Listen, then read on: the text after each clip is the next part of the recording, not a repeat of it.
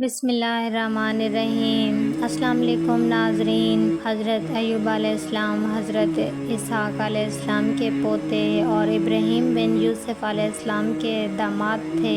اللہ تعالیٰ نے انہیں نبوت کے نصف پر فیض کیا اور اپنی تمام نعمتیں عطا فرمائی۔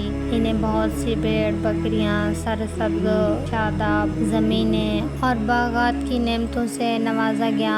حضرت ایوب علیہ السلام اللہ کی نعمتوں کا شکر اس طرح ادا کیا کرتے کہ ہمیشہ یتیم اور حاجت مند لوگ ان کے دسترخوان پر موجود ہوتے اور وہ اپنے عزیز و اقارب سے محبت اور مہربانی سے پیش آتے تھے۔ شیطان کو اس وقت آسمانوں میں جانے کی اجازت تھی اور وہاں اس کا داخلہ ممنوع نہ ہوا تھا۔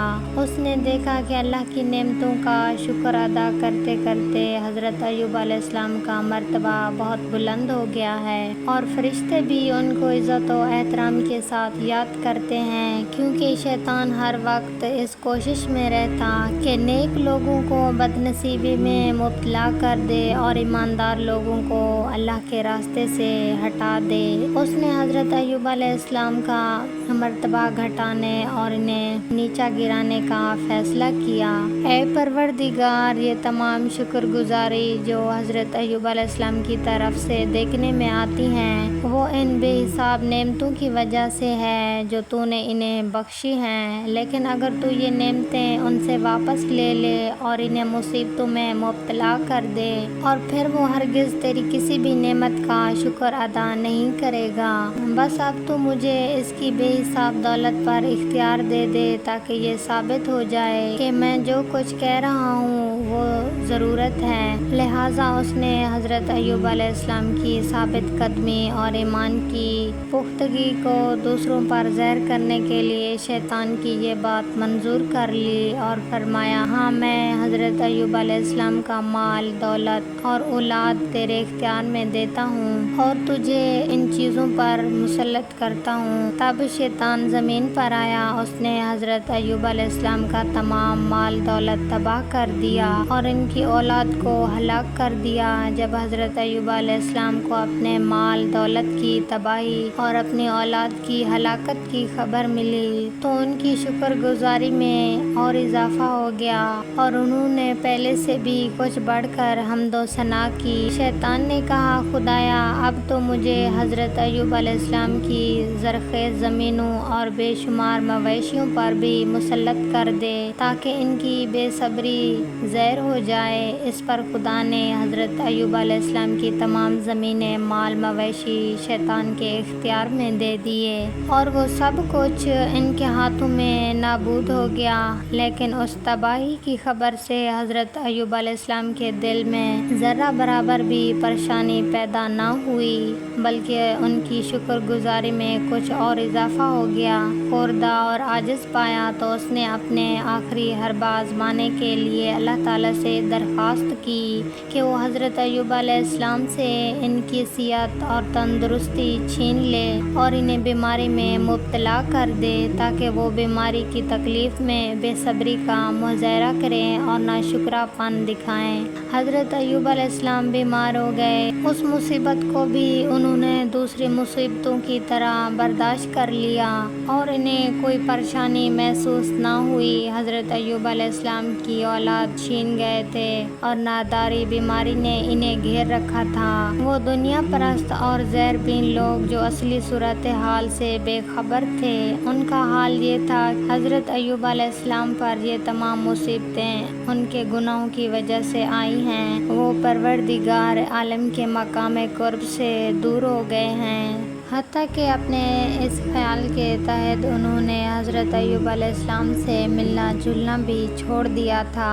حضرت ایوب علیہ السلام ان حالات سے مجبور ہو کر شہر سے چلے گئے اور بیابان کے ایک گوشے میں سکونت اختیار کر لی۔ وہ ایک انسان کے جو آخر تک ان کا وفادار رہا، وہ ان کی بیوی رحمہ تھی، جو تکلیفیں اٹھا کر ان لوگوں کے گھروں میں ملازمت کر کر کے ان کے لیے کھانے پینے کا سامان لے آتی تھی۔ کئی سال اس طرح گزر گئے جہاں تک کہ حضرت ایوب علیہ السلام کے صبر اور استقامت نے شیطان کو بے بس کر دیا۔ تب اس نے ایک آواز لگائی، اس کے تمام لوگ اس کے گھر میں جمع ہو گئے اور اس کی پریشانی کا سبب پوچھنے لگے۔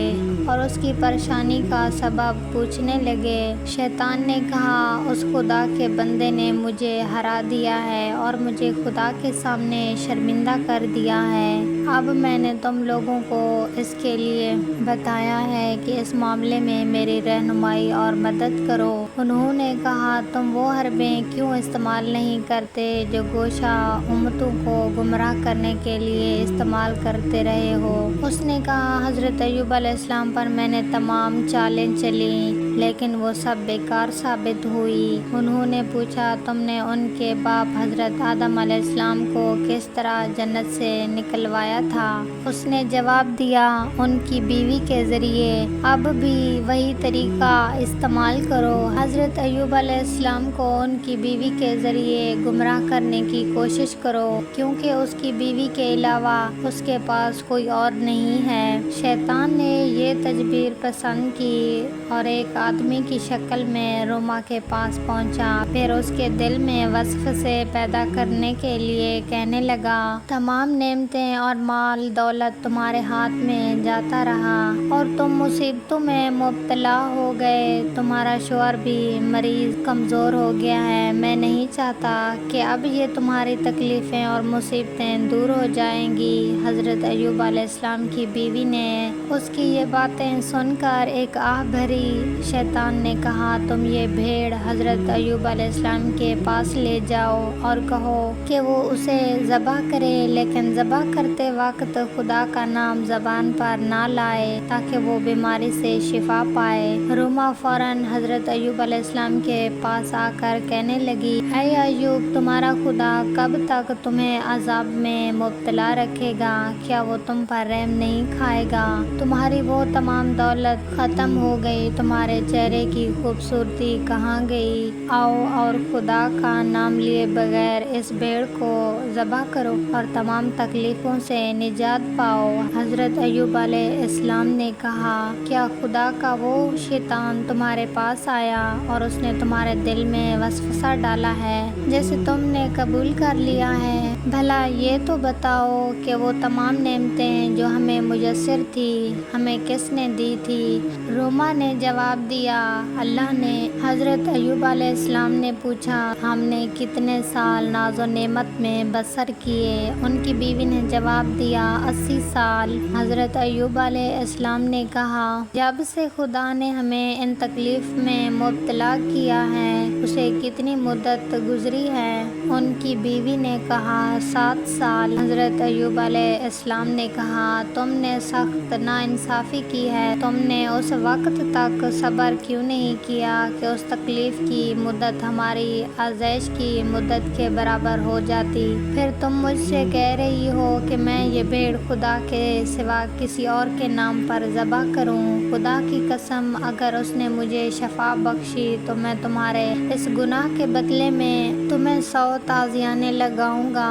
اب تم میرے پاس سے چلی جاؤ کہ تمہارا کھانا اور پانی مجھ پر حرام ہے اور آئندہ میں تمہارے ہاتھ سے کچھ نہیں کھاؤں گا۔ جب حضرت ایوب علیہ السلام کی بیوی مجبوراً وہاں سے چلی گئی تو انہوں نے خود کو انتہائی تکلیف اور مصیبت میں پایا۔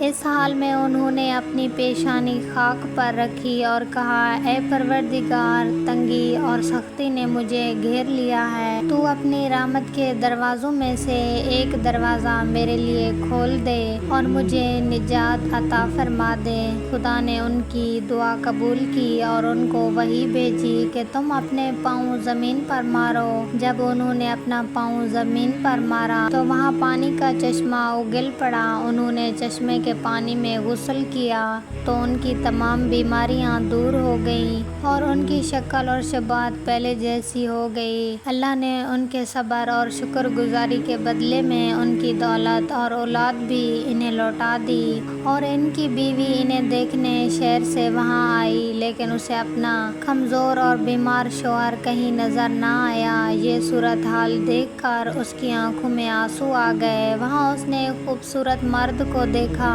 جو بہترین لباس میں موجود تھا، لیکن وہ ایسے پہچان نہ پائی۔ اس نے اس شخص سے اپنے شوہر کے بارے میں پوچھنا بھی چاہا، لیکن حیا کی وجہ سے نہ پوچھ سکی۔ تب حضرت ایوب علیہ السلام نے اسے مخاطب کرتے ہوئے کہا، اے عورت، تو یہاں کیا کرنے آئی ہے؟ اس نے جواب دیا، میں اپنے بیمار شوہر کو تلاش کر رہی ہوں جو اس بیابان میں پڑا رہتا تھا، نہ جانے اب وہ کہاں چلا گیا ہے۔ حضرت ایوب علیہ السلام نے کہا، اگر تم اسے دیکھو تو پہچان لو گی۔ ان کی بیوی نے کہا، تندرستی اور خوشحالی کے زمانے میں وہ قریب قریب تمہارے جیسا ہی تھا۔ انہوں نے کہا، سنو، میں وہی ایوب ہوں جسے تم شیطان کی پیروی کرنے کو کہہ رہی تھی۔